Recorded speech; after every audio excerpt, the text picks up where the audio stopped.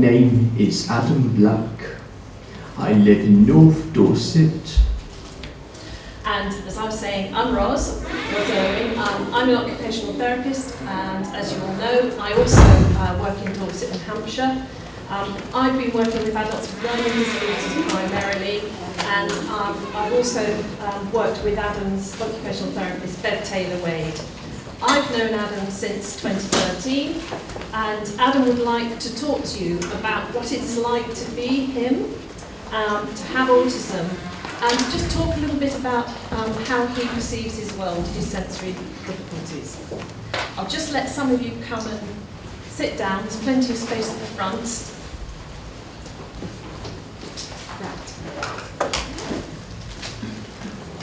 I have Asperger's syndrome and autistic ways.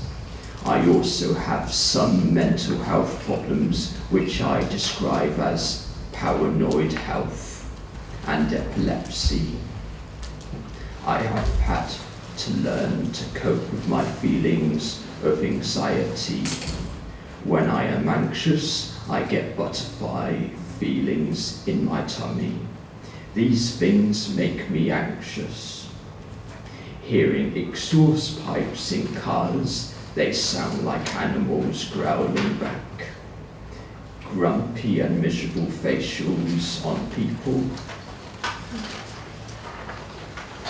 My communication snapshots for everything you need to know about how I experience autism. I have difficulties at times with the way people use some words. This has to do with autism and the communication impairment associated to the condition. For example, when people say goodbye, I mind if they say be good or take it easy, because I interpret it as meaning that I may not be looking after myself well enough. I like it when people talk to me about positives and things that are going well. Using a lot of negatives or giving advice is hard for me, as I think it is a criticism of how I am getting on with things.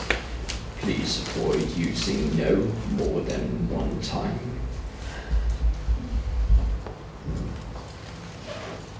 I like these words: good, cool, perfect, great. Please try to use them instead of okay or all right. My difficulties with some words possibly come from the time I was at school and college, and they were used when difficulties happened, and it stayed in my mind as meaning that something is not right. Oops, sorry, that's me. I also have problems reading facial expressions. I call this facials. Sometimes people need to explain to me how they feel, as the facials alone are hard for me to work out. Problems reading facial expressions and emotions is again a well-acknowledged difficulty in all individuals in the autistic spectrum disorder. So we're just going to show you, Adam, you drew out the facials, as you call them, and what those expressions mean for you. So you wanted to tell us a little bit about those expressions. This facial makes me think of a good, normal sign, like you're happy and calm with your eyes. Hope you're all taking note. This facial makes me think someone wants me to think harder, as their eyes are striking wider, then relaxed, and they ain't smiling. This facial makes me think they want me to sort of get rid of the issues or listen to advice, please. This facial makes me think, yes, they are extremely happy with me as they have a smile with wide eyes. This facial makes me think they are thinking I forgot to think harder in my response. This facial makes me think they are grumpy and they are thinking, oh, he's not going to smile at me like that. This facial makes me wonder too, are they thinking I'm not trying my best at something? This facial makes me think of someone is thinking, So, would you all like to try the good face? Fancy that. Thank you. I think that's really interesting and helpful, and particularly just sort of thinking through how you recognise some of the things that maybe make you fearful. So you're going to tell us a little bit about growing up with autism? Yeah. Growing up with autism, I was diagnosed when I was about 4 to 5 years old. I went to a special school. At school, I wasn't able to express my deep inner thoughts, but only at home. At school and college, I didn't like my name being called out. It felt like people were looking at me and I was being told to do something.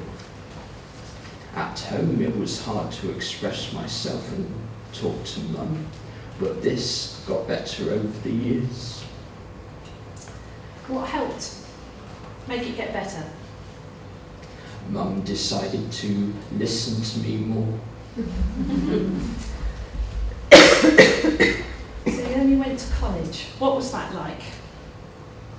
That was very good. With routines, rotas and goals worked well. I enjoyed bowling and cinema. I could choose lessons by ticking boxes. It was better than school, with more variety and things to do. I had more personal space at college, and college staff understood me better. So as you were getting older, what were the things that were changing for you? Knowing more that I had Asperger's syndrome. Okay. So I think what you were describing as you were becoming an adult, Adam, this was when Bev, your OT, started to work with you. It was just as you were leaving college and you were starting to sort of think about things that you could join in and really recognising that some things were quite hard for you. Bev has worked with Adam for several years, and I've worked with both Bev and Adam just over this last year. Bev previously had been really working on identifying your occupational needs and where your strengths were in functional skills, but also just sort of revisiting and looking at the impact of the sensory difficulties that you were experiencing. And also at the time, Bev was doing some, I think she was doing one of the modules, so again, I think you started collaborating with her over her case study. So tell us a little bit about your sensory needs. These things are difficult for me.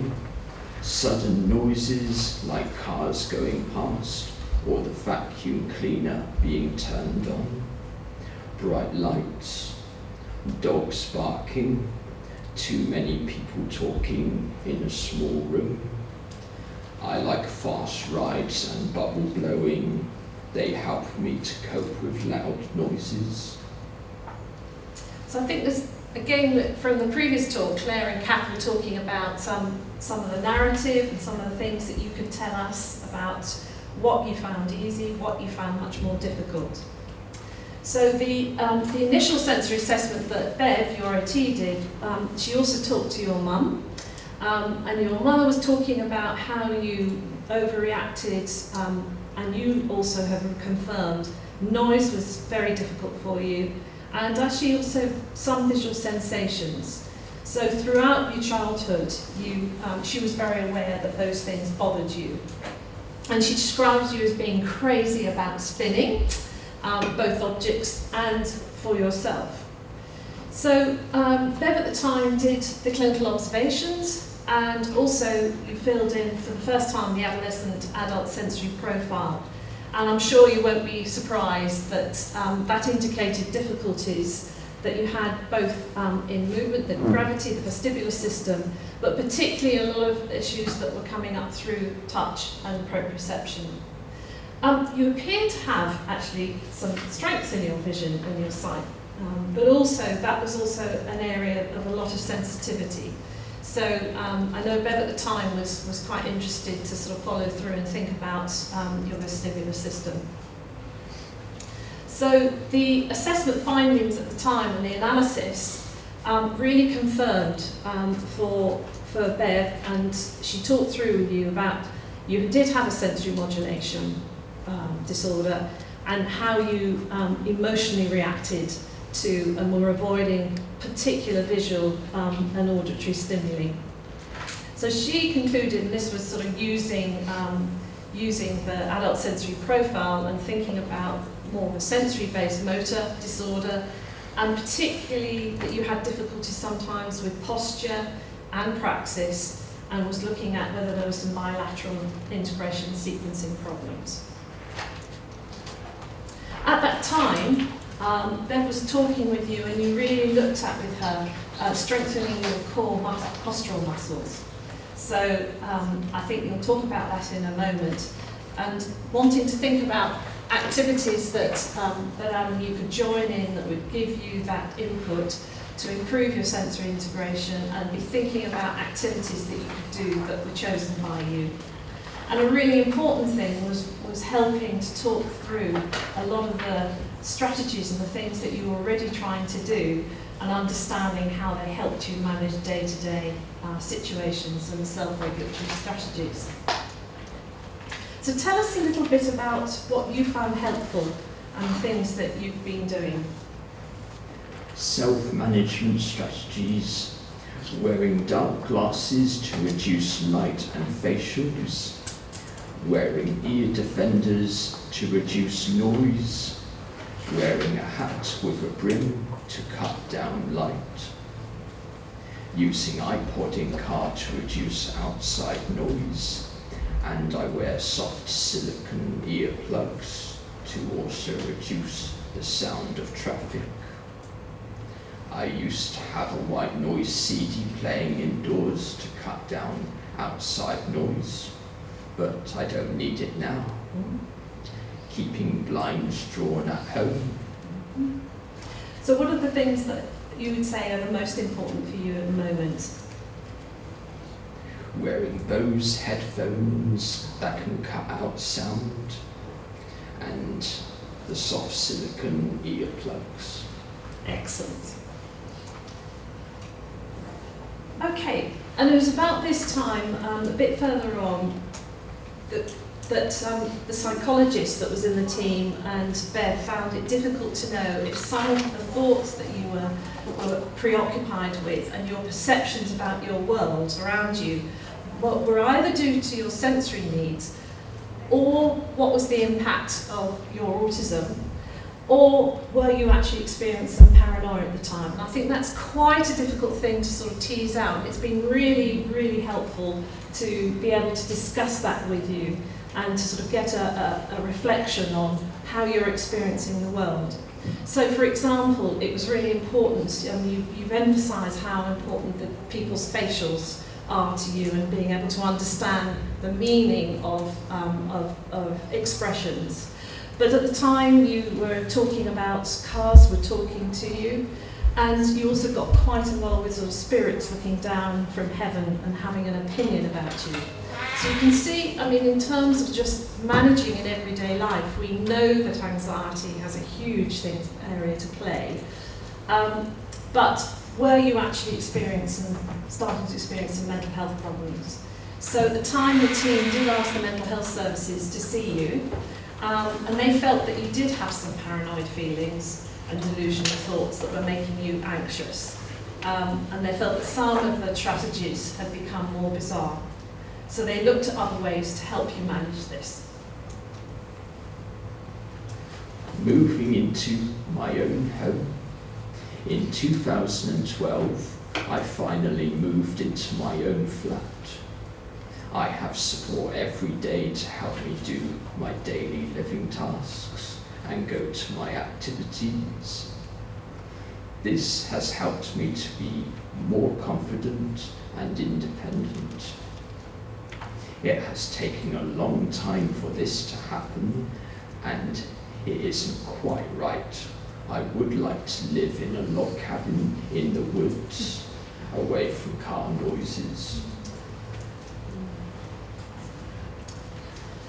So I think at that time, there was a lot of work with Adam, with you around your mental health, and then things were settling down, and actually that change to your house and where you're living and being more on your own did make a big difference. And that's where I've been visiting and working with Adam, and it's a lovely spot, just in a quiet cul-de-sac.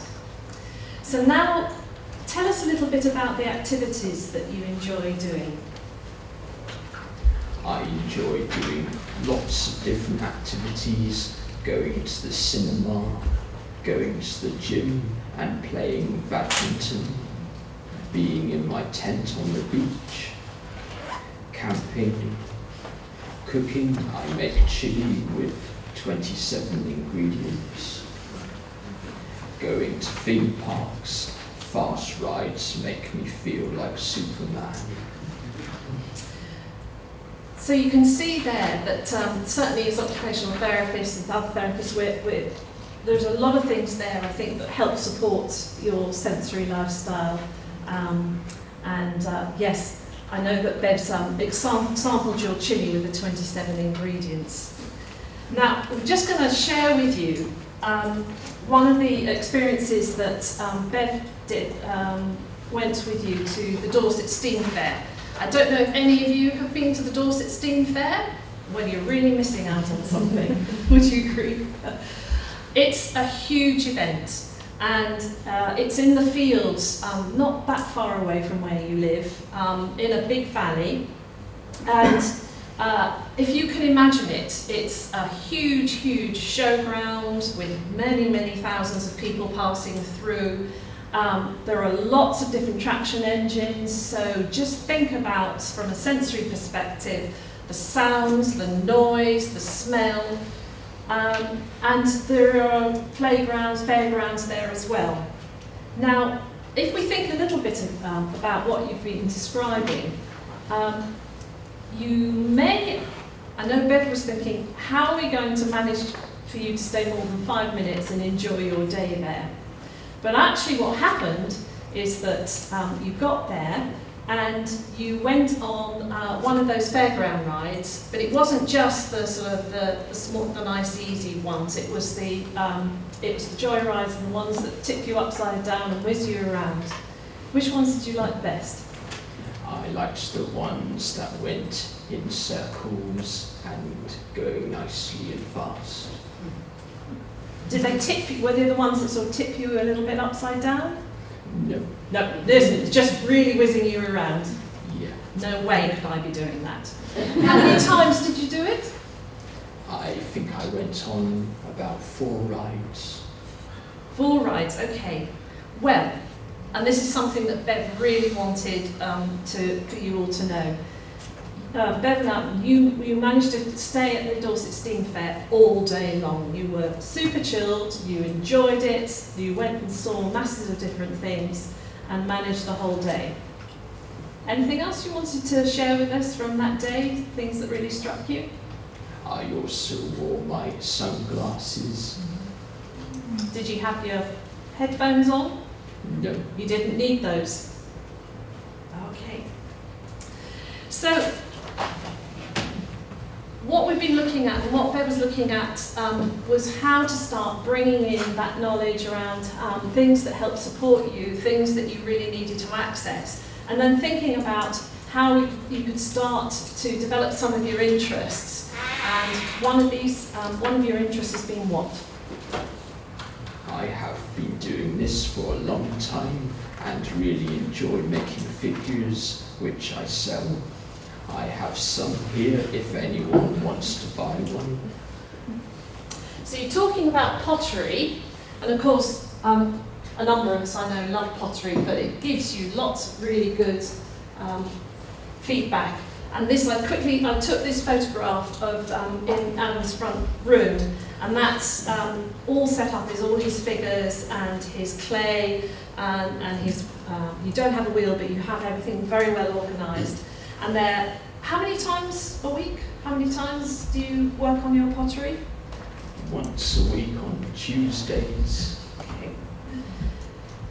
So here are some examples of your output. Do you want to tell us a little bit about these? I made the penguins and one of the jackdaws last year, and I managed to sell all these last year. Tell us a little bit about another area that you've been developing your skills. I am very keen on animation and would like to do this as a job. I have been to courses at college and have private tutors to help me improve. My latest film and pottery figures are on view on the stand. And I just wanted to comment about your animation film. You put together an animation film which took how long for you to make? From March 2010 to July last year. And it's about 15 minutes long, 10 minutes long, and it is full of really bright colours and pow, wow, different, very fast moving images. So I hope you will get a chance to have a look at that. So when I got involved, Bev and I were wanting to sort of look at reviewing some of your assessments to see whether the sensory work and the different lifestyles had changed, how you were doing, what maybe to work on. And I know Ben is here, who works and supports Adam, and there were a number of activities you were involved in, and some of them you were thinking weren't really that useful or helpful, so we were just needing to revisit and have a look. So what we did is we reviewed the sensory assessments, and you very kindly agreed to be filmed doing the clinical observations, and we had a go with the SIT and the Adolescent Adult Sensory Profile. And that provided the basis for us to review some of the advice and to talk through what might be helpful. So the clinical observations that we done, they were retested in January. And what was very evident for me, which was very helpful, I don't know if you can see that very well, but you really found it quite difficult to do prone extension without keeping either your head or your hands on the floor, and also your legs. So I think we could see how effortful it was for you to be able to get into the Superman position, even though he's a hero of yours. And then also the flexion, so still suggesting that there was quite a lot of difficulties for you in being able to balance and get the feedback through your vestibular and proprioceptive system.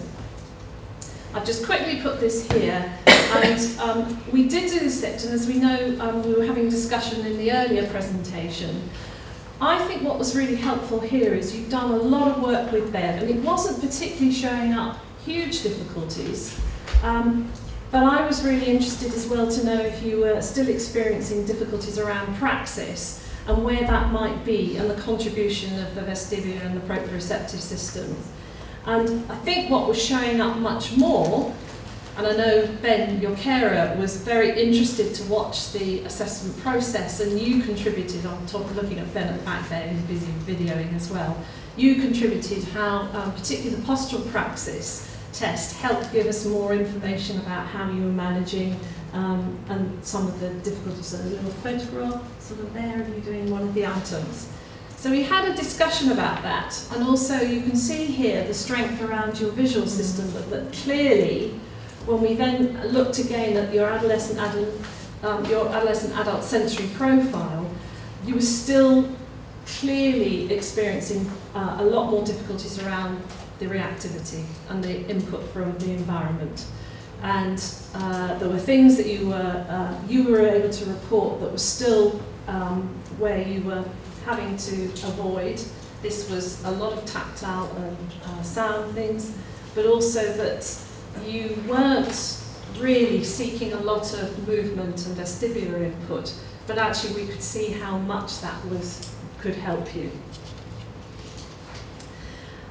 I just wanted to sort of revisit here, because during this time we've had the NICE guidance come out in June 2012, and this is where, for adult services in England and Wales, there needs to be evidence, a recognition, the opportunity to refer, to diagnose and manage adults on the autistic spectrum who may show evidence of hyper and or hyposensitivities who are on the spectrum.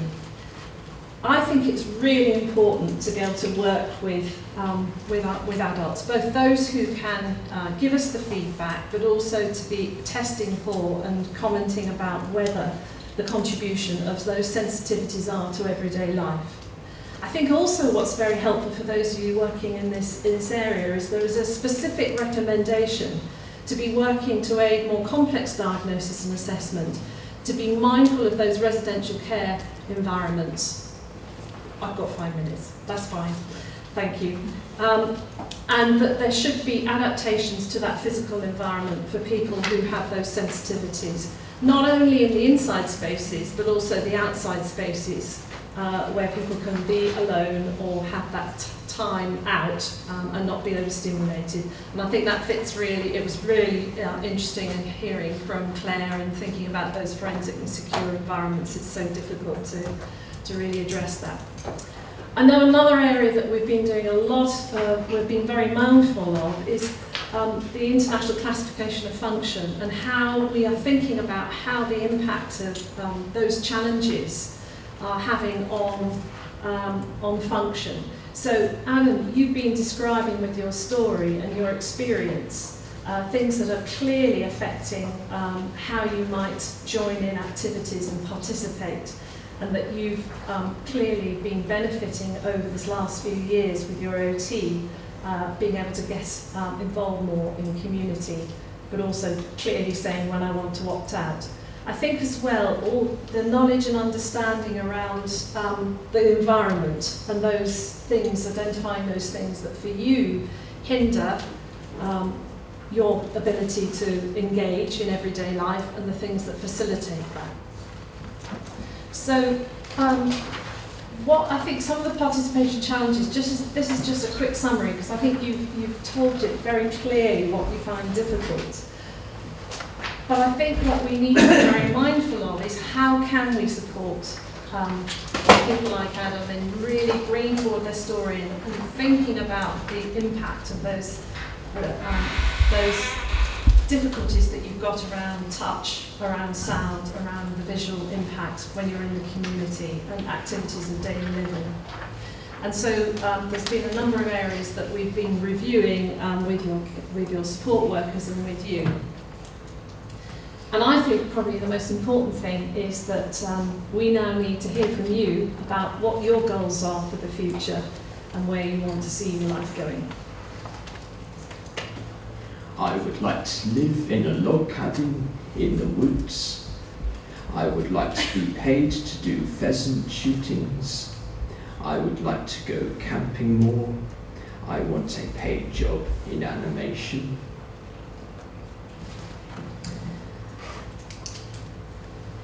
Thank you for listening. Any questions?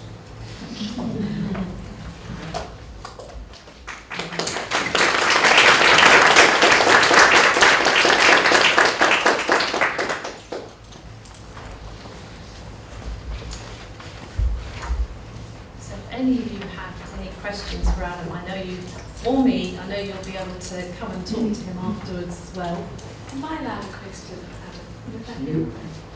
When you were doing the SIP test, the test you did with Ross, did you know that that was a test that maybe 10 years ago we didn't use with adults? Yes, because I said to myself, it's recently just been funded through Dragon's Den panel that I attended in February, and hopefully they've got some funding to make it happen in Dorset. So this is about having an SI clinic, because you haven't been able to access and get direct SI treatment, and you were on the panel, and you were one of the ones that voted and said, I vote for this project because this is what I want.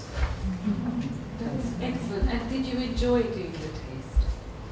Yes, I thought it was very good. I got a thing of £50 towards it. Fantastic. Yes. Brilliant. She actually paid you. She doesn't often pay me for doing anything. Right, Adam, we have a thank you gift for you. So thank you very, very much for coming to talk to us and for taking the time to do all the preparation, because I know you've been practicing hard. Thank you very, very much. Thank you.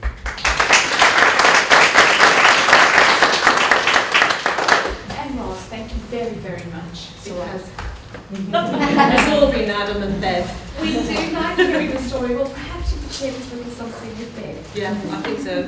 Do we think we will, seeing as she's gone to Cape Bush tonight? Thank you very much.